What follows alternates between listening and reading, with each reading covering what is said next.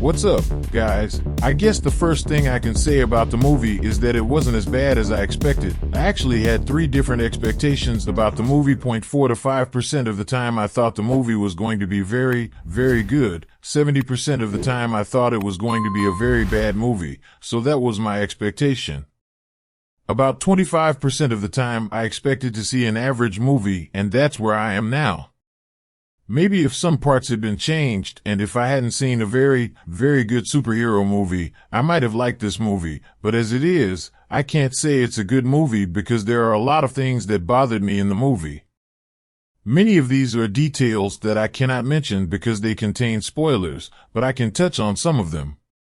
What was our biggest expectation from this movie? That the universe would be reset in a very good way and that the DC universe would be built from scratch. Does that actually happen in the movie? It's not very clear. Everything is in the middle again. In the years to come they might say, no, we didn't reset the universe, and that would bother me.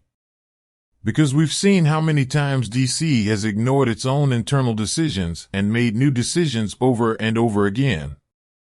So, even though I know it's very unlikely, I feel like at any moment they could drop the universe that James Gunn is trying to build and say we're just going to do solo movies from now on. They could even decide to abandon that idea and decide to build a new universe and make a deal to build that universe. At the end of this movie, I expected everything to be clear and that it would never happen, but it didn't. The effects of the movie were very, very bad in my opinion, especially there is a rescue scene at the beginning of the movie which was very problematic not only in terms of effects but also in terms of physics. There is also something that sticks in my mind about the movie. The thing is, it really bothers me that Quicksilver in the X-Men universe doesn't have a scene similar to the one in X-Men Days of Future Past. Remember, Quicksilver gives us great scenes. These scenes show us the character's speed. It also shows us the potential of this power compared to other powers when used correctly. But is there a scene in The Flash where we can really feel that? I'm not sure. On top of that, according to the comics, Flash is a much more eccentric character. In terms of power, he is incomparably stronger than Quicksilver. He is so powerful that he can manipulate time. In other words, he can travel through time. He can run faster than light. Considering all this, I expected much more epic scenes, but as I said, it didn't happen.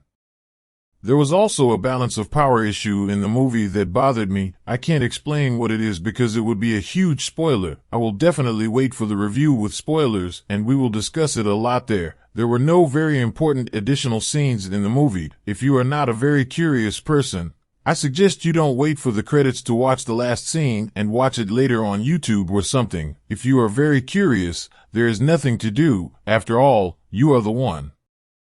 Who will take the time?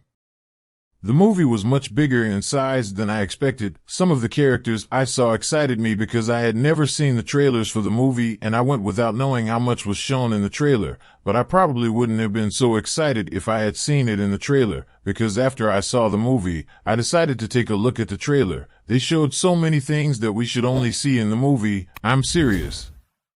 If I had seen the trailer and then went to the movie, I wouldn't put it in the good category for anything. I would put it in the bad category. These stupid studios need to understand some very simple facts. You know those scenes that you say if we don't put them in the trailer, the audience won't come. When you put those scenes in the trailer, the movie loses momentum. This time you get low scores left and right and it goes down and down. Get rid of the ridiculous trailer reflex from the 70s. Anyway, like I said, I didn't really like the movie. I think you should see it when it comes out. Don't go to the theater just for that. But if you're a fan of DC, especially The Flash, it's not that bad of a movie, like I said. There are a couple of scenes that I'm sure fans will particularly enjoy. Finally, I would like to say that some of the movie is very nostalgic.